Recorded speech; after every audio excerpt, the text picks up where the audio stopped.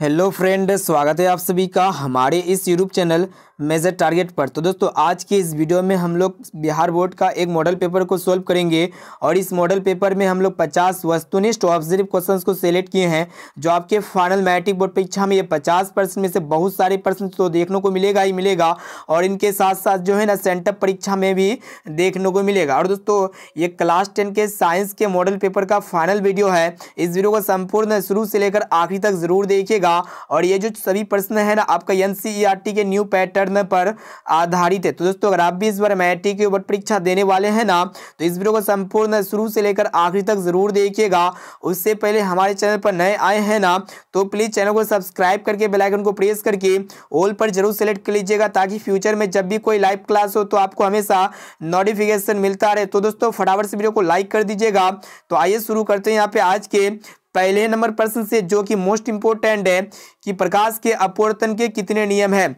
Option A में आपका दिया हुआ 1 या फिर 2 या फिर 3 और ऑप्शन डी में आपका दिया हुआ 4। तो दोस्तों, प्रकाश के अपवर्तन के 2 नियम होते हैं जो यहाँ पे हमारा ऑप्शन और बी जो है ना बिल्कुल से उत्तर हो जाएगा। दोस्तों, पहला नियम यह होता है कि आपतित किरण, अपवर्तित किरण और आपतन बिंदु पर डाला गया लंब एक ही तल पर होते हैं। और दोस्तों, दूसरा नियम यह होता है कि किसी खास दो माध्यम के लिए आपतन कोण और अपवर्तन कोण का अनुपात स्थिर रहता है। अब चलिए फ्रेंड, देखते हैं यहाँ पे दूसरा प्रश्न जो कि काफी महत्वपूर्ण है। क्या कराए कि प्रकाश के परावर्तन के कितने नियम है। ऑप्शन ए में आपका दिया हुआ है 1 या फिर 2 और ऑप्शन सी में आपका दिया हुआ है 3 और ऑप्शन डी में आपका दिया हुआ है 4। तो दोस्तों, जिस तरह प्रकाश के अपवर्तन के 2 नियम हैं उसी तरह प्रकाश के परावर्तन की भी जो है ना 2 ही नियम है। यहाँ पे हमारा ऑप्शन और बी जो है ना बिल्कुल से उत्तर हो जाएगा। अब आइए दोस्तों, देखते हैं यहाँ पे 3 नंबर प्रश्न जो कि काफी महत्वपूर्ण है कि निम्न में से कौन सा पदार्थ लेंस बनाने के लिए प्रयुक्त नहीं किया जा सकता है। ऑप्शन ए में आपका दिया हुआ जल या फिर कांच और ऑप्शन सी में आपका दिया हुआ प्लास्टिक और ऑप्शन डी में आपका दिया हुआ मिट्टी। तो दोस्तों, आप लोग को बता देते हैं लेंस बनाने के लिए जो है ना मिट्टी का प्रयोग नहीं किया जा सकता है। इनके अलावा जल, कांच और प्लास्टिक का प्रयोग किया जा सकता है। और दोस्तों, वास्तव में लेंस 2 प्रकार के होते हैं, अवतल लेंस और उत्तल लेंस। अब आइए दोस्तों, देखते हैं यहाँ पे 4 नंबर प्रश्न जो कि काफी महत्वपूर्ण है। क्या कराए कि अवतल लेंस का आवर्धन यानी कि m बराबर होता है। ऑप्शन ए में आपका दिया हुआ है भी u/v और ऑप्शन बी में आपका दिया हुआ है uv और ऑप्शन सी में आपका दिया हुआ है u+v और ऑप्शन डी में आपका दिया हुआ है v/u। तो दोस्तों, आवर्धन यानी कि अवतल लेंस के केस में जो आवर्धन यानी कि m बराबर जो होता है ना v/u होता है, जो कि यहाँ पे हमारा ऑप्शन नंबर डी जो है ना बिल्कुल से उत्तर हो जाएगा। और दोस्तों, लेंस के केस में आवर्धन का मान जो है ना पॉजिटिव होता है यानी कि धनात्मक होता है। और दोस्तों, आवर्धन का कोई भी एसआई यूनिट नहीं होता यानी कि यह जो है ना यूनिट लेस है। अब आइए फ्रेंड, देखते हैं यहाँ पे 5 नंबर प्रश्न जो कि काफी महत्वपूर्ण है। देखिएगा क्या कराए कि किसी माध्यम के अपवर्तनांक का मान होता है। ऑप्शन ए में आपका दिया हुआ है sin i upon sin r या फिर sin r upon sin r और ऑप्शन सी में आपका दिया हुआ है sin i into sin r और ऑप्शन डी में आपका दिया हुआ है sin i plus sin r। तो दोस्तों, आप लोग को बता देते हैं किसी भी माध्यम में जो अपवर्तनांक का मान होता है ना sin i upon sin r होता है, जो कि यहाँ पे ऑप्शन नंबर ए जो है ना बिल्कुल से उत्तर हो जाएगा। और दोस्तों, इसे हम लोग जो ना स्नेल की नियम के नाम से भी जानते हैं। तो दोस्तों, इस वीडियो में हम लोग क्लास 10 के साइंस के 50 मोस्ट इंपोर्टेंट ऑब्जेक्टिव क्वेश्चंस को सिलेक्ट किए हैं और इस मॉडल पेपर को संपूर्ण शुरू से लेकर आखिरी तक देख लेते हैं ना तो आपके फाइनल मैट्रिक बोर्ड परीक्षा में ये 50% में से बहुत सारे प्रश्न जो है ना हूबहू देखने को मिलेगा। और दोस्तों, ये 50% में से अगर आपको जो भी प्रश्न अगर याद नहीं होना तो उस प्रश्न को अपने नोटबुक में नोट कर लीजिएगा और उसे आप लोग जरूर याद कर लीजिएगा। और दोस्तों, अभी तक आप वीडियो को लाइक नहीं किए है ना तो प्लीज दोस्तों वीडियो को लाइक जरूर कर लीजिएगा। अब आइए फ्रेंड, देखते हैं यहाँ पे 6 नंबर प्रश्न काफी महत्वपूर्ण है। क्या कराए कि समतल दर्पण द्वारा बना प्रतिबिंब हमेशा होगा वास्तविक होता है या फिर काल्पनिक होता है। और ऑप्शन सी में आपका दिया हुआ है कभी वास्तविक तो कभी काल्पनिक होता है और ऑप्शन डी में आपका दिया हुआ इनमें से कोई नहीं। तो दोस्तों, समतल दर्पण में जो प्रतिबिंब होता है ना हमेशा काल्पनिक होता है, जो कि यहाँ पे हमारा ऑप्शन और बी जो है ना बिल्कुल से उत्तर हो जाएगा। और दोस्तों, उत्तल दर्पण में जो प्रतिबिंब बनता है ना हमेशा काल्पनिक ही प्रतिबिंब बनता है। और दोस्तों, एक प्रश्न ये पूछे जाते हैं कि समतल दर्पण में जो प्रतिबिंब बनता है ना वो वस्तु के आकार के बराबर बनता है। साथ में इसे भी आप लोग को याद रखना है। अब आइए फ्रेंड, देखते हैं यहाँ पे 7 नंबर प्रश्न जो कि काफी महत्वपूर्ण है। क्या कराए कि हजामत बनाने के लिए प्रयोग किया जाता है? यानी कि हजामत बनाने के लिए हम लोग कौन सा दर्पण का उपयोग करते हैं? ऑप्शन ए में आपका दिया हुआ है उत्तल दर्पण का, या फिर अवतल दर्पण का, या फिर समतल दर्पण का, और ऑप्शन डी में आपका दिया हुआ है उपर्युक्त तीनों दर्पण का। तो दोस्तों हजामत बनाने के लिए जो है ना हम लोग अवतल दर्पण का प्रयोग करते हैं, जो कि यहाँ पे हमारा ऑप्शन नंबर बी जो है ना बिल्कुल सही उत्तर हो जाएगा। और दोस्तों जो अवतल दर्पण में जो प्रतिबिंब बनता है ना वास्तविक और वस्तु से बड़ा बनता है, और दाढ़ी का एक एक पार्टिकल्स जो है ना मिरर में साफ साफ और बड़ा दिखता है, इसीलिए जो है ना हम लोग हजामत बनाने के लिए अवतल दर्पण का प्रयोग करते हैं। अब आइए फ्रेंड देखते हैं यहाँ पे 8 नंबर प्रश्न, जो कि काफी महत्वपूर्ण है। क्या करा है कि किसी लेंस द्वारा उत्पन्न आवर्धन का SI मात्रक है? बहुत इंपॉर्टेंट है। ऑप्शन ए में आपका दिया मीटर, या फिर सेंटीमीटर, या फिर मिलीमीटर, और ऑप्शन डी में आपका दिया हुआ है मात्रक विहीन। तो दोस्तों आप लोग को पहले ही बताया कि किसी भी लेंस के द्वारा जो उत्पन्न आवर्धन होता है ना, यानी कि जो मैग्निफिकेशन होता है, इसका जो SI यूनिट होता है ना, यह यूनिट लेस होता है, यानी कि इसका कोई SI मात्रक नहीं होता है, जिसे हम लोग मात्रक विहीन भी कहते हैं। ऑप्शन नंबर डी यहाँ पे हमारा बिल्कुल सही उत्तर हो जाएगा। ये प्रश्न जो है ना बहुत इंपॉर्टेंट आपके मैट्रिक बोर्ड परीक्षा के लिए। अब आइए फ्रेंड देखते हैं यहाँ पे 9 नंबर प्रश्न को। देखिएगा क्या करा है कि वाहनों के साइड मिरर, जिसे हम लोग पीछे देखने के दर्पण में किस दर्पण का प्रयोग किया जाता है? ऑप्शन ए में आपका दिया हुआ है अवतल दर्पण का, या फिर समतल दर्पण का, या फिर उत्तल दर्पण का, और ऑप्शन डी में आपका दिया हुआ है इनमें से सभी। तो दोस्तों आप लोग को बता देते हैं वाहनों के साइड मिरर, जिसे हम लोग पार्श्व पक्ष दर्पण या फिर पीछे देखने के लिए जो दृश्य होता है ना उसके लिए हम लोग उत्तल दर्पण का प्रयोग करते हैं। उत्तल दर्पण का प्रयोग इसीलिए करते हैं क्योंकि उत्तल दर्पण में प्रतिबिंब जो है ना हमेशा सीधा और वस्तु से छोटा बनता है। अब आइए दोस्तों देखते हैं यहाँ पे 10 नंबर प्रश्न, जो कि काफी महत्वपूर्ण है। क्या करा है कि उत्तल दर्पण में प्रतिबिंब बनता है? ऑप्शन ए में आपका दिया हुआ है वास्तविक, या फिर आभासी, या फिर वास्तविक तथा आभासी, और ऑप्शन डी में आपका दिया हुआ इनमें से कोई नहीं। तो दोस्तों उत्तल दर्पण में जो प्रतिबिंब बनता है ना आभासी या काल्पनिक बनता है, जो कि यहाँ पे हमारा ऑप्शन नंबर बी जो है ना बिल्कुल से उत्तर हो जाएगा। तो दोस्तों अभी तक वीडियो को लाइक नहीं किए हैं ना, तो प्लीज़ दोस्तों वीडियो को लाइक जरूर कर लीजिएगा। और दोस्तों हमारे चैनल पर नए आए हैं ना, तो प्लीज़ चैनल को सब्सक्राइब करके बेल आइकन को प्रेस करके ऑल पर जरूर सेलेक्ट कर लीजिएगा, ताकि फ्यूचर में जब भी कोई लाइव क्लास हो तो आपको हमेशा नोटिफिकेशन मिलता रहे। अब आइए फ्रेंड देखते हैं यहाँ पे 11 नंबर प्रश्न, जो कि मोस्ट इंपोर्टेंट है कि प्रकाशिक माध्यम कितने प्रकार के होते हैं? ऑप्शन ए में आपका दिया हुआ है 1, या फिर 2, या फिर 3, और ऑप्शन डी में आपका दिया हुआ है 4। तो दोस्तों प्रकाशिक माध्यम जो है ना 3 प्रकार के होते हैं, या फिर 2 प्रकार के, या फिर 4 प्रकार के। तो दोस्तों प्रकाशिक माध्यम जो है ना 3 प्रकार के होते हैं। यहाँ पे मेरा ऑप्शन नंबर सी जो है ना बिल्कुल से उत्तर हो जाएगा। अब आइए फ्रेंड देखते हैं यहाँ पे नेक्स्ट प्रश्न क्या कराए कि लोहा से जिंक लेपित करने की क्रिया को कहते हैं? ऑप्शन ए में आपका दिया संक्षारण, या फिर गैल्वेनीकरण, या फिर पानी चढ़ाना, और ऑप्शन डी में आपका दिया हुआ विद्युत अपघटन। तो दोस्तों लोहा से जिंक लेपित करने की प्रक्रिया को हम लोग गैल्वेनीकरण कहते हैं, या फिर यसद लेवन कहते हैं, या फिर गैल्वेनिजाइजेशन कहते हैं। ठीक है, यहाँ पे मेरा ऑप्शन नंबर बी जो है ना बिल्कुल से उत्तर हो जाएगा।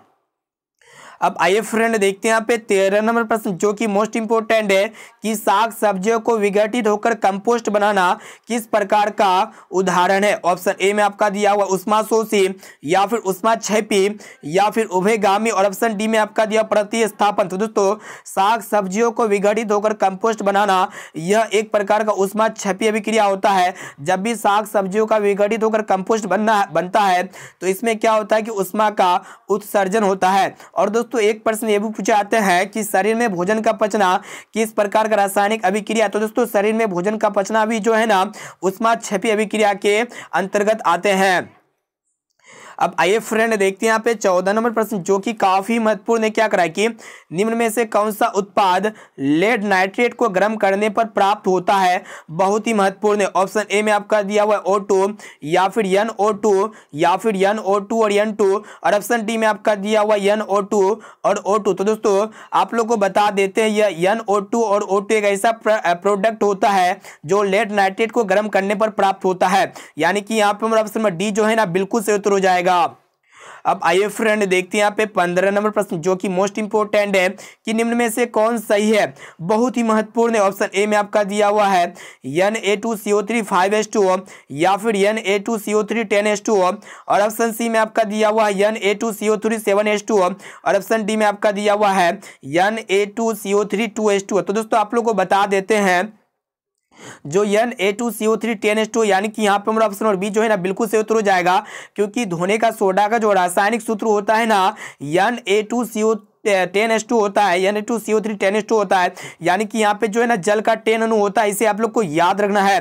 तो दोस्तों आज के इस वीडियो में हम लोग जो है ना विज्ञान का एक मॉडल पेपर को हल कर रहे हैं और इस मॉडल पेपर में हम लोग 50 जो वस्तुनिष्ठ ऑब्जर्व क्वेश्चंस को सेलेक्ट किए हैं ना, सभी प्रश्न आपका NCERT के न्यू पैटर्न पर आधारित है। और दोस्तों ये मॉडल पेपर जो है ना स्पेशली फाइनल मैट्रिक और परीक्षा के लिए है। और दोस्तों जो भी स्टूडेंट इस बार मैट्रिक और परीक्षा देने वाले हैं ना, तो इस मॉडल पेपर को अगर देख लेते हैं अच्छी तरह से तो आपके फाइनल मैट्रिक बोर्ड परीक्षा में ये 50 प्रश्न में से बहुत सारे प्रश्न जो है ना 100% देखने को मिलेगा। तो दोस्तों अभी तक वीडियो को लाइक नहीं किया है ना, तो प्लीज दोस्तों वीडियो को लाइक जरूर कर लीजिएगा।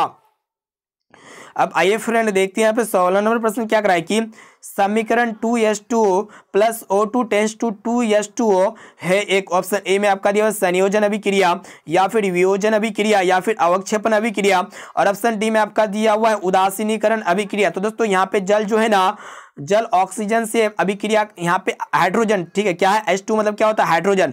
हाइड्रोजन जो है ना हाइड्रोजन नामक गैस जो है ना ऑक्सीजन नामक गैस से क्या होता है संयोग करके जल नामक द्रव का निर्माण करता है। तो यहाँ पे क्या होता है कि इसमें संयोजन हो रहा है, ठीक है, इसीलिए हम लोग इसको क्या कहेंगे संयोजन अभिक्रिया कहेंगे।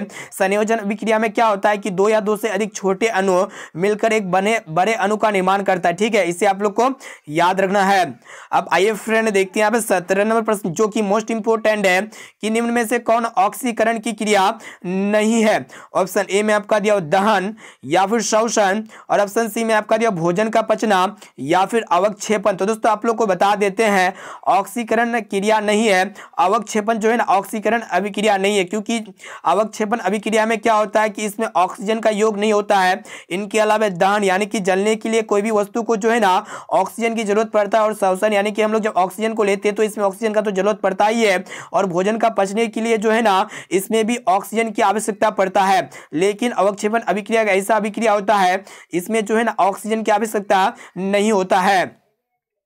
अब आइए फ्रेंड देखते हैं यहाँ पे 18 नंबर प्रश्न को देखिए क्या कर रहा है कि कोई विलयन लाल लिटमस पत्र को नीला कर देता है तो इसका पीएच मान क्या होगा। बहुत ही महत्वपूर्ण है। तो दोस्तों आप लोग को ऑप्शन ए में आपका दिया हुआ 1 या फिर 4 या फिर 5 और ऑप्शन डी में आपका दिया हुआ 10। तो दोस्तों हम लोग जानते हैं जो क्षार होता है ना ये लाल लिटमस पत्र को नीला कर देता है और दोस्तों क्षार का जो पीएच मान होता है ना 7 से अधिक होता है। तो यहाँ पे अगर हम लोग सभी ऑप्शन को रीड करते हैं तो ऑप्शन डी में आपका दिया हुआ 10 जो कि यहाँ पे जो है ना 7 से अधिक है, जो कि यहाँ पे हमारा ऑप्शन डी जो है ना बिल्कुल से उत्तर हो जाएगा। अब आइए फ्रेंड देखते हैं यहाँ पे 19 नंबर प्रश्न को देखिएगा क्या कराए कि किसी भी उदासीन विलयन का पीएच मान होता है। बहुत ही महत्वपूर्ण है। ऑप्शन ए में आपका दिया 5 या फिर 7 या फिर 14 या फिर 0। तो दोस्तों उदासीन विलयन का जो पीएच मान होता है ना 7 होता है, जो कि यहाँ पे हमारा ऑप्शन नंबर बी जो है ना बिल्कुल से उत्तर हो जाएगा। ये प्रश्न जो है ना आपके फाइनल मैट्रिक बोर्ड परीक्षा के लिए बहुत इंपॉर्टेंट है। और दोस्तों जिस भी विलयन के पीएच का मान 7 से कम होता है तो विलयन क्या होता है अम्लीय होता है और दोस्तों जिस भी विलयन के पीएच का मान 7 से अधिक होता है तो विलयन क्या होता है क्षारकीय होता है। साथ में इस भी आप लोग को याद रखना है। अब आइए फ्रेंड देखते हैं यहाँ पे 20 नंबर प्रश्न को देखिए जो कि मोस्ट इंपोर्टेंट है कि निम्नलिखित में कौन लवण है। ऑप्शन ए में आपका दिया HCl या फिर NaOH या फिर K2SO4 और ऑप्शन डी में आपका दिया हुआ है NH4OH। तो दोस्तों आप लोग को बता देते हैं K2SO4 एक प्रकार का लवण है। इसे हम लोग जो है ना पोटेशियम सल्फेट कहते हैं। ऑप्शन नंबर सी जो है ना बिल्कुल से उत्तर हो जाएगा। इनके अलावा HCl एक प्रकार का अम्ल होता है और आपका NaOH एक प्रकार का क्षार होता है और आपका NH4OH एक प्रकार का क्षार होता है। लेकिन K2SO4 एक प्रकार का क्या होगा लवण होगा। तो दोस्तों अभी तक वीडियो को लाइक नहीं किए हैं ना तो प्लीज दोस्तों वीडियो को लाइक जरूर कर लीजिएगा और दोस्तों हमारे चैनल पर नए आए हैं ना तो प्लीज चैनल को सब्सक्राइब जरूर कर लीजिएगा। अब देखिए यहाँ पे अगला प्रश्न क्या कराए कि हमारे शरीर में पीएच कितने परास के बीच कार्य करता है, बहुत ही महत्वपूर्ण है। ऑप्शन ए में आपका दिया हुआ 6.0 से 6.8 या फिर 7.0 से 7.8 या फिर 2.1 से 3.8 और ऑप्शन डी में आपका दिया 5.1 से 5.8। तो दोस्तों हमारे शरीर में जो पीएच का मान होता है ना, यानी कि जो रेंज होता है 7.0 से लेकर 7.8 के बीच होता है। ऑप्शन नंबर बी यहाँ पे हमारा बिल्कुल सही उत्तर हो जाएगा। और दोस्तों रक्त का जो पीएच मान होता है ना 7.4 होता है, 7 में से भी आप लोग को याद रखना है। अब आइए फ्रेंड देखते हैं यहाँ पे 22 नंबर प्रश्न क्या कराए कि बेकिंग पाउडर का अणुसूत्र क्या है। ऑप्शन ए में आपका दिया हुआ Na2CO3 या फिर CaCO3 या फिर NaHCO3 या फिर NaNO2। तो दोस्तों आप लोग को बता देते हैं बेकिंग पाउडर का जो अणुसूत्र होता है ना NaHCO3 होता है, जो कि यहाँ पे ऑप्शन नंबर सी जो है ना बिल्कुल सही उत्तर हो जाएगा, जिसे हम लोग सोडियम हाइड्रोजन कार्बोनेट कहते हैं। अब आइए फ्रेंड देखते हैं यहाँ पे 23 नंबर प्रश्न जो कि काफी महत्वपूर्ण है।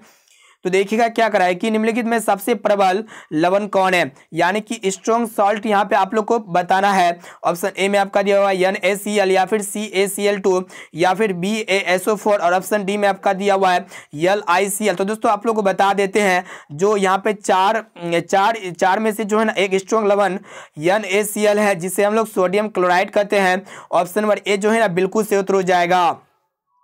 अब देखिए यहाँ पे 24 नंबर प्रश्न जो कि काफी महत्वपूर्ण है, क्या कराए कि दांतों को साफ करने के लिए जो दंत मंजन जिसे हम लोग टूथपेस्ट कहते हैं वो प्राय होता है क्षारीय या फिर अम्लीय और ऑप्शन सी में आपका दिया हुआ लवण युक्त या फिर इनमें से कोई नहीं। तो दोस्तों दांत को साफ करने के लिए जो दंत मंजन होता है ना ये प्राय लवण युक्त होता है, यानी कि इसमें लवण होता है। ऑप्शन नंबर सी जो है ना बिल्कुल सही उत्तर हो जाएगा। अब देखिए यहाँ पे 25 नंबर प्रश्न क्या कराए कि मनुष्य में वीर्य संबंधित है। ऑप्शन ए में आपका दिया पोषण से या फिर श्वसन से या फिर उत्सर्जन से या फिर परिवहन से। तो दोस्तों मनुष्य में यानी कि किडनी जो संबंधित होता है ना उत्सर्जन से होता है, जो कि यहाँ पे हमारा ऑप्शन नंबर सी जो है ना बिल्कुल सही उत्तर हो जाएगा। और दोस्तों मानव शरीर में जो है ना एक जोड़ा वीर्य पाया जाता है, साथ में से भी आप लोग को याद रखना है। तो दोस्तों अभी तक वीडियो को लाइक नहीं किया ना तो प्लीज दोस्तों वीडियो को लाइक जरूर कर लीजिएगा। और दोस्तों हमारे चैनल पर नए आए हैं ना तो प्लीज चैनल को सब्सक्राइब करके बेल आइकन को प्रेस करके ऑल पर जरूर सेलेक्ट कर लीजिएगा। अब देखिए यहाँ पे 26 नंबर प्रश्न जो कि मोस्ट इंपोर्टेंट है कि स्वपोषी पोषण के लिए आवश्यक है। ऑप्शन ए में आपका दिया CO2 यानी कि कार्बन डाइऑक्साइड या फिर क्लोरोफिल या फिर सूर्य का प्रकाश और ऑप्शन डी में आपका दिया सभी। तो दोस्तों जो है ना जीव स्वयं पोषण करता है तो उसको हम लोग स्वपोषी कहेंगे। तो इनके लिए जो है ना क्या क्या आवश्यकता होता है, क्या क्या आवश्यकता होता है, CO2 होता है, क्लोरोफिल होता है और आपका सूर्य का प्रकाश होता है, यानी कि ये सभी जो है ना आवश्यक होता है, जो कि यहाँ पे हमारा ऑप्शन नंबर डी जो है ना बिल्कुल सही उत्तर हो जाएगा। अब आइए फ्रेंड देखते हैं यहाँ पे 27 नंबर प्रश्न जो कि काफी महत्वपूर्ण है कि मैग्नीशियम पाया जाता है, यानी कि मैग्नीशियम जो है ना किस में पाया जाता है। ऑप्शन ए में आपका दिया क्लोरोफिल में या फिर लाल रक्त कण में या फिर वर्णी लवक में या फिर श्वेत रक्त कण में। तो दोस्तों आप लोग को बता देते हैं मैग्नीशियम जो है ना क्लोरोफिल में पाया जाता है, जो कि यहाँ पे हमारा ऑप्शन नंबर ए जो है ना बिल्कुल सही उत्तर हो जाएगा। ये भी प्रश्न जो है ना आपके फाइनल मैट्रिक बोर्ड परीक्षा के लिए बहुत इंपॉर्टेंट है। और दोस्तों पौधे का जो पत्ती होता है ना हरा कलर किसके कारण दिखाई देता है, क्लोरोफिल के कारण, यानी कि पर्णहरित के कारण दिखाई देता है। अब देखिए यहाँ पे 28 नंबर प्रश्न जो कि मोस्ट इंपोर्टेंट है कि मनुष्य में प्रमुख उत्सर्जी अंग है, यानी कि मनुष्य में प्रमुख उत्सर्जी अंग क्या है। ऑप्शन ए में आपका दिया रक्त या फिर श्वेत ग्रंथि या फिर वीर्य और ऑप्शन डी में आपका दिया हुआ है अग्नाशय। तो दोस्तों मनुष्य में जो प्रमुख उत्सर्जी अंग होगा ना वीर्य हो जाएगा, जिसे हम लोग किडनी कहते हैं। ऑप्शन नंबर सी जो है ना यहाँ पे हमारा बिल्कुल सही उत्तर हो जाएगा। अब देखिए यहाँ पे अगला प्रश्न जो कि काफी महत्वपूर्ण है कि अमीबा अपना भोजन किसके द्वारा पकड़ता है। ऑप्शन ए में आपका दिया स्पर्शक के द्वारा या फिर कुटपात के द्वारा या फिर जीभ के द्वारा या फिर इनमें से कोई नहीं। ये भी प्रश्न जो है ना बहुत इंपॉर्टेंट है। दोस्तों अमीबा अपना भोजन जो पकड़ता है ना कुटपात की सहायता से पकड़ता है, जो कि यहाँ पे ऑप्शन बी जो है ना बिल्कुल सही उत्तर हो जाएगा। और दोस्तों अमीबा जो है ना द्विखंडन के द्वारा भोजन पकड़ता है, साथ में इसलिए आप लोग को याद रखना है। अब देखिए यहाँ पे 30 नंबर प्रश्न जो कि काफी महत्वपूर्ण है, क्या कराए कि निम्नांकित में से कौन मलेरिया परजीवी है।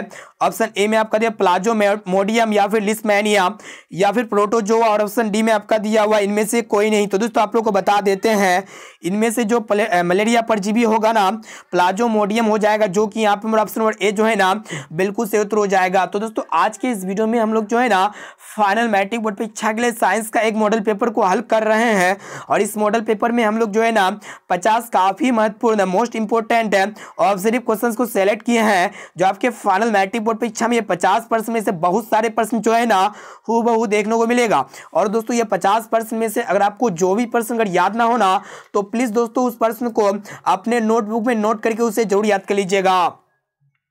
अब देखिए यहाँ पे अगला प्रश्न क्या कराई कि मनुष्य के शरीर की सबसे बड़ी ग्रंथि है। ऑप्शन ए में आपका दिया लीवर, या फिर अग्नाशय, या फिर अंडाशय, और ऑप्शन डी में आपका दिया एड्रीनल। तो दोस्तों मनुष्य के शरीर की जो सबसे बड़ी ग्रंथि होगा ना लीवर हो जाएगा, जिसे हम लोग यकृत भी कहते हैं। अब देखिए यहाँ पे अगला प्रश्न 32 नंबर प्रश्न बहुत इंपॉर्टेंट। देखिएगा क्या कराई कि ग्वाइटर अथवा घेंगा पनपता है। ऑप्शन ए में आपको दिया चीनी की कमी से, या फिर आयोडीन की कमी से, या फिर रक्त की कमी से, या फिर मोटापा से। तो दोस्तों ग्वाइटर अथवा घेंगा जो है ना ये आयोडीन की कमी से पनपता है, जो कि यहाँ पे मोटा ऑप्शन नंबर बी जो है ना बिल्कुल से उत्तर हो जाएगा।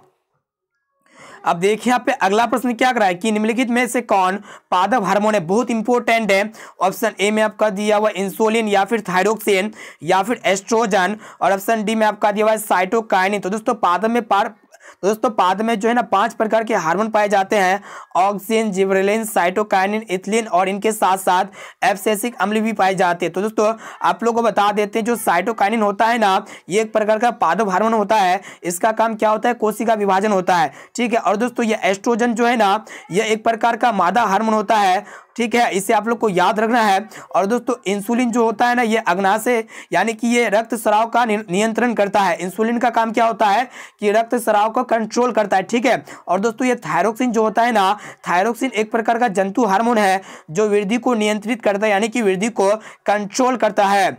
अब देखिए यहाँ पे अगला प्रश्न जो कि काफी महत्वपूर्ण है, क्या कराए कि दो तंत्रिका कोशिका के मध्य खाली स्थान को क्या कहते हैं। ऑप्शन ए में आपका दिया द्रुमिका, या फिर सिनेटिक दरार, या फिर सिनेप्स, या फिर एक्सोन, और ऑप्शन डी में आपका दिया हुआ है आवेग। ये भी प्रश्न जो है ना बहुत इंपॉर्टेंट है। तो दोस्तों दो तंत्रिका कोशिका के मध्य खाली स्थान को जो है ना सिनेटिक दरार या फिर सिनेप्स कहते हैं, जो कि यहाँ पे मेरा ऑप्शन और बी जो है ना बिल्कुल से उत्तर हो जाएगा। अब आइए फ्रेंड देखते हैं यहाँ पे 35 नंबर प्रश्न जो कि काफी महत्वपूर्ण है, क्या कराए कि दो न्यूरॉनों के संपर्क बिंदु को क्या कहते हैं। ऑप्शन ए में आपका दिया दुर्मिका, या फिर सिनेटिक दरार, या फिर जिसे सिनेप्स भी कहते हैं, या फिर एक्सोन, और ऑप्शन डी में आपका दिया हुआ आवेग। तो दोस्तों दो न्यूरॉनों के संपर्क बिंदु को जो है ना हम लोग क्या कहते हैं सिनेटिक दरार कहते हैं, यानी कि यहाँ पे ऑप्शन नंबर बी जो है ना बिल्कुल से उत्तर हो जाएगा। तो दोस्तों अभी तक वीडियो को लाइक नहीं किए हैं ना तो प्लीज दोस्तों वीडियो को लाइक जरूर कर लीजिएगा, और दोस्तों चैनल पर नए आए हैं ना तो प्लीज चैनल को सब्सक्राइब करके बेल आइकन को प्रेस करके ऑल पर जरूर सेलेक्ट कर लीजिएगा। अब आइए फ्रेंड देखते हैं यहाँ पे 36 नंबर प्रश्न क्या कराए कि इंसुलिन की कमी के कारण कौन सा रोग होता है। ऑप्शन ए में आपका दिया एड्स, या फिर बैडी, या फिर घेंगा, और ऑप्शन डी में आपका दिया मधुमेह। तो दोस्तों इंसुलिन की कमी से जो है ना मधुमेह नामक रोग होता है, यानी कि यहाँ पे मेरा ऑप्शन नंबर डी जो है ना बिल्कुल से उत्तर हो जाएगा। और दोस्तों बैडी जो है ना ये किस विटामिन के कारण से रोग होता है। तो दोस्तों बैडी जो है ना विटामिन बी के कमी के कारण से होता है, साथ में इसलिए आप लोग को याद रखना है विटामिन बी, ठीक है। अब आइए फ्रेंड देखते हैं यहाँ पे 37 नंबर प्रश्न जो कि काफी महत्वपूर्ण है। तो देखिएगा क्या कराए कि आयोडीन की कमी से कौन सा रोग होता है। ऑप्शन ए में आपका दिया घेंगा, या फिर मधुमेह, या फिर स्कर्वी, और ऑप्शन डी में आपका दिया एड्स। तो दोस्तों आयोडीन की कमी से जो है ना घेंगा रोग होता है, जो कि यहाँ पे मेरा ऑप्शन नंबर ए जो है ना बिल्कुल से उत्तर हो जाएगा। और दोस्तों स्कर्वी जो है ना किस विटामिन की कमी से होता है। तो दोस्तों स्कर्वी जो है ना विटामिन सी की कमी के कारण से होता है, साथ में इसे भी आप लोग को याद रखना है। अब आइए फ्रेंड देखते हैं यहाँ पे 38 नंबर प्रश्न जो कि काफी महत्वपूर्ण है, क्या कराए कि मस्तिष्क का कौन सा भाग शरीर की स्थिति तथा संतुलन का अनुरक्षण करता है। ऑप्शन ए में आपका दिया हुआ अग्र मस्तिष्क, या फिर मध्य मस्तिष्क, या फिर अनुमस्तिष्क, और ऑप्शन डी में आपका दिया इनमें से सभी। तो दोस्तों आप लोग को बता देते हैं ये जो अग्र मस्तिष्क होता है ना ये ब्रेन का एक भाग होता है जो शरीर की स्थिति तथा संतुलन का मेंटेनेंस करता है। ऑप्शन नंबर ए जो है ना यहाँ पे हमारा बिल्कुल से उत्तर हो जाएगा।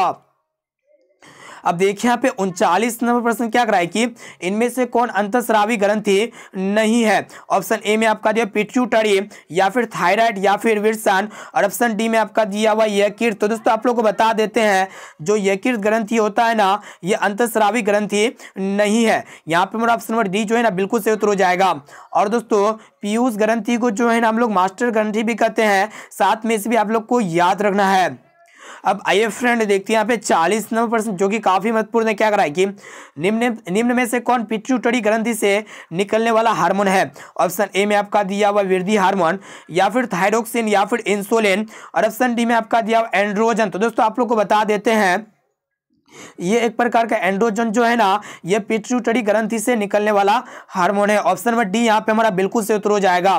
तो दोस्तों अभी तक वीडियो को लाइक नहीं किए ना, तो प्लीज दोस्तों वीडियो को लाइक जरूर कर लीजिएगा।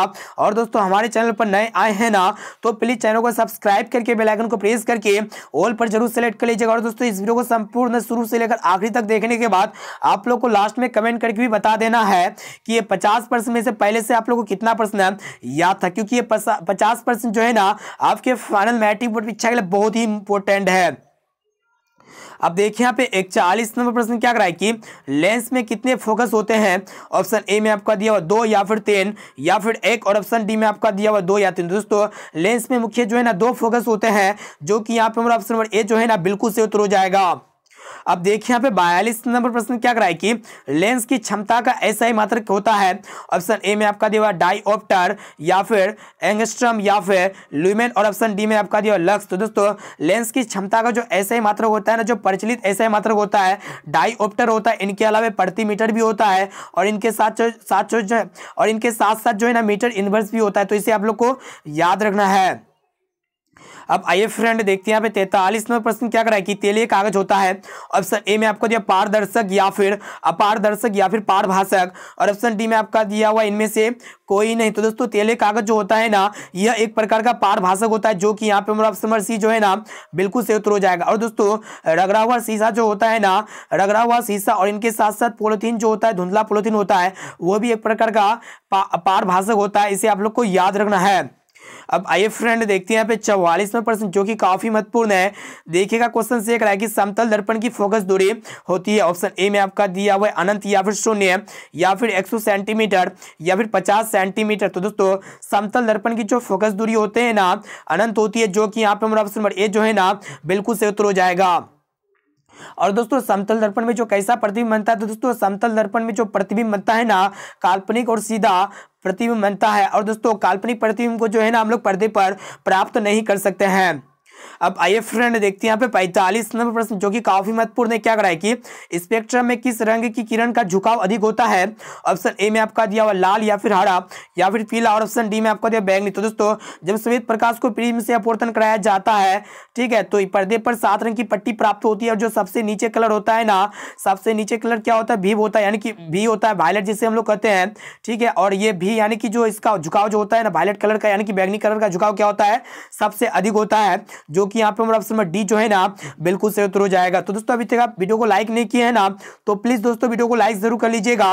और दोस्तों चैनल पर नए आए हैं ना, तो प्लीज चैनल को सब्सक्राइब करके बेल आइकन को प्रेस करके ऑल पर जरूर सेलेक्ट कर लीजिएगा। अब आइए फ्रेंड देखते हैं यहाँ पे 46वां प्रश्न क्या कराए कि स्पेक्ट्रम प्राप्त करने के लिए किसका उपयोग होता है। ऑप्शन ए में आपका दिया कांच की सिल्ली, या फिर अवतल दर्पण, और ऑप्शन सी में आपका दिया हुआ उत्तल लेंस, या फिर प्रिज्म। तो दोस्तों स्पेक्ट्रम प्राप्त करने के लिए जो है ना प्रिज्म की जरूरत होता है, जो कि यहाँ पे हमारा ऑप्शन नंबर डी जो है ना बिल्कुल सही उत्तर हो जाएगा। और दोस्तों प्रिज्म जो होता है ना 2 सतह त्रिभुजाकार तथा 3 सतह चतुर्भुजाकार होता है, साथ में इसे भी आप लोग को याद रखना है। अब आइए फ्रेंड देखते हैं यहाँ पे 47वां प्रश्न जो कि मोस्ट इंपोर्टेंट है कि मानव नेत्र वस्तु का प्रतिबिंब निम्न में से किस भाग पर बनाता है। ऑप्शन ए में आपका दिया कॉर्निया पर, या फिर आइरिस पर, या फिर रेटिना पर, और ऑप्शन डी में आपका दिया पुतली पर। तो दोस्तों आप लोग को बता देते हैं कि मानव नेत्र के जिस भाग पर प्रतिबिंब बनता है ना, उसे हम लोग रेटिना कहते हैं, या फिर दृष्टि पटल कहते हैं। और दोस्तों मानव नेत्र पर जो प्रतिबिंब बनता है ना, वास्तविक उल्टा और वस्तु से छोटा बनता है। और दोस्तों हमारे नेत्र में कितना मेगापिक्सल होता है, दोस्तों 576 मेगापिक्सल होता है, यानी कि हमारे आंख एक बार में जो है ना 576 मेगापिक्सल एरिया को कवर कर सकता है। अब आइए फ्रेंड देखते हैं यहाँ पे 48वां प्रश्न जो कि काफी महत्वपूर्ण है। क्या करा है कि सामान्य आंख के लिए स्पष्ट दर्शन की न्यूनतम दूरी होती है। ऑप्शन ए में आपका दिया 10 सेंटीमीटर या फिर 15 सेंटीमीटर या फिर 20 सेंटीमीटर या फिर 25 सेंटीमीटर। तो दोस्तों सामान्य आंख के लिए जो स्पष्ट न्यूनतम दूरी होती है ना 25 सेंटीमीटर होती है। ऑप्शन नंबर डी जो है ना यहाँ पे हमारा बिल्कुल सही उत्तर हो जाएगा। और दोस्तों सामान्य आंख के लिए जो स्पष्ट दर्शन की जो अधिकतम दूरी होती है ना अनंत होती है। साथ में इसे भी आप लोग को याद रखना है। अब आइए फ्रेंड देखते हैं यहाँ पे 49 नंबर प्रश्न जो कि काफी महत्वपूर्ण है। तो देखिएगा क्वेश्चन ये करा है कि विभवांतर का एसआई मात्रक है। ऑप्शन ए में आपका दिया ओम या फिर कूलम या फिर एम्पियर और ऑप्शन डी में आपका दिया kWh। तो दोस्तों विभवांतर का जो एसआई मात्रक होता है ना वोल्ट होता है। सॉरी, विभवांतर का एसआई मात्रक क्या होता है? वोल्ट होता है। ठीक है, आप लोग को याद रखना। ये भी प्रश्न जो है ना बहुत इंपॉर्टेंट है, लेकिन यहाँ पे किसी भी ऑप्शंस में नहीं देखने को मिल रहा है। विभवांतर या फिर विद्युत वाहक बल, ठीक है, या फिर विभव का ऐसा मतलब क्या होता है? वोल्ट होता है। ठीक है, इसे आप लोग को याद रखना है। और दोस्तों ओम किसका ऐसा मात्रक होता है? दोस्तों ये ओम जो है ना प्रतिरोध का ऐसा मात्रक होता है। और दोस्तों कूलम किसका ऐसा मात्रक होता है? दोस्तों आवेश का ऐसा मात्रक कूलम होता है। और दोस्तों एम्पियर किसका ऐसा मात्रक होता है? विद्युत धारा का ऐसा मात्रक होता है एम्पियर। साथ में इसे भी आप लोग को याद रखना है। अब देखिए यहाँ पे आज का लास्ट और अंतिम प्रश्न जो कि काफी महत्वपूर्ण है। क्या करा है कि धारा मापने के यंत्र को कहते हैं। ऑप्शन ए में आपका दिया हुआ है अमीटर या फिर वोल्ट मीटर या फिर कूलम और ऑप्शन डी में आपका दिया एम्पियर। तो दोस्तों धारा मापने के यंत्र को जो हम लोग कहते हैं ना अमीटर कहते हैं, जो कि यहाँ पे हमारा ऑप्शन नंबर ए जो है ना बिल्कुल सही उत्तर हो जाएगा। और दोस्तों विभवांतर मापने वाले यंत्र को हम लोग क्या कहते हैं? वोल्ट मीटर कहते हैं। साथ में इसे भी आप लोग को याद रखना है। दोस्तों आज के इस वीडियो में हम लोग फाइनली जो है ना 50 वस्तुनिष्ठ ऑब्जेक्टिव क्वेश्चन को देख चुके हैं। और दोस्तों ये जो 50 ऑब्जेक्टिव प्रश्न है ना आपके फाइनल मैट्रिक बोर्ड परीक्षा में ये 50 प्रश्न में से बहुत सारे प्रश्न जो है ना हूबहू देखने को मिलेगा। और दोस्तों ये 50 प्रश्न में से अगर आपको जो भी प्रश्न अगर याद नहीं होना तो उस प्रश्न को अपने नोटबुक में नोट कर लीजिएगा और इसे आप लोग जरूर याद कर लीजिएगा। और दोस्तों हमारे चैनल पर नए आए हैं ना तो प्लीज चैनल को सब्सक्राइब करके बेल आइकन को प्रेस करके ऑल पर जरूर सेलेक्ट कर लीजिएगा। और दोस्तों इस वीडियो को अपने दोस्तों में एक बार जरूर शेयर कीजिएगा। और दोस्तों आप लोग को कमेंट करके भी बताना है कि ये 50 प्रश्न में से पहले से आप लोग को कितना प्रश्न याद था। अब आइए फ्रेंड देखते हैं यहाँ पे आज का SW क्वेश्चन जो स्पेशली आपके लिए लिया गया है। देखिएगा क्वेश्चन देख रहा है कि शुद्ध जल का पीएच मान होता है, यानी कि शुद्ध जल का पीएच मान कितना होता है। ऑप्शन ए में आपका दिया 6 या फिर 7 या फिर 8 और ऑप्शन डी में आपका दिया 9। तो दोस्तों शुद्ध जल का जो पीएच मान होता है ना 7 कितना होता है, इसका जवाब जो है ना आप लोग कमेंट करके जरूर बताइएगा। 6 होता है या फिर 7 होता है या फिर 8 होता है या फिर 9 होता है। ठीक है, और साथ में बताना है कि ये 50 प्रश्न में से पहले से आप लोग को कितना प्रश्न याद था। और दोस्तों आप लोग क्लास 10 के सभी विषय के ऑब्जेक्टिव क्वेश्चंस के साथ साथ सब्जेक्टिव क्वेश्चंस का पीडीएफ प्राप्त करना चाहते हैं या फिर सेंटर परीक्षा का ऑफिशियल आंसर की देखना चाहते हैं ना, तो हमारे वीडियो के डिस्क्रिप्शन बॉक्स में आप लोग को लिंक मिल जाएगा। वहां पे जाके जो है ना क्लास 10 के सभी विषय के सेंटर परीक्षा का आंसर की अपलोड कर दिए गए हैं, आप लोग जो है ना देख सकते हैं। और दोस्तों आप लोग जो है ना ऑनलाइन टेस्ट भी दे सकते हैं। और आप लोग जो ऑनलाइन टेस्ट दीजिएगा ना उसका रिजल्ट हम जो है ना सुबह में मॉर्निंग टाइम में जो है ना पब्लिश कर देंगे अपने व्हाट्सएप ग्रुप में। तो दोस्तों अभी तक हमारे व्हाट्सएप ग्रुप या फिर टेलीग्राम ग्रुप पर ज्वाइन नहीं हुए ना, टेलीग्राम ग्रुप का लिंक इसी वीडियो के डिस्क्रिप्शन बॉक्स में मिल जाएगा। आप जल्दी से फटाफट से टेलीग्राम ग्रुप पर ज्वाइन हो जाइए। और दोस्तों आप लोग कमेंट करके जरूर बताइएगा कि 50% में से कितना प्रश्न पहले से याद था। और दोस्तों अभी तक वीडियो को लाइक नहीं किया ना तो प्लीज दोस्तों वीडियो को लाइक जरूर कर लीजिएगा। और दोस्तों हमारे चैनल पर नए आए हैं ना तो प्लीज चैनल को सब्सक्राइब करके बेल आइकन को प्रेस करके ऑल पर जरूर सेलेक्ट कर लीजिएगा। और दोस्तों इस वीडियो को अपने दोस्तों में एक बार जरूर शेयर कीजिए ताकि वो भी जो है ना अपने बोर्ड परीक्षा में अच्छे से अच्छे मार्क्स ला सके और इसे तैयार करके जो है ना 480 प्लस मार्क्स से पास आउट हो सके। तो दोस्तों फिर मिलते हैं जल्द ही अगले वीडियो पे।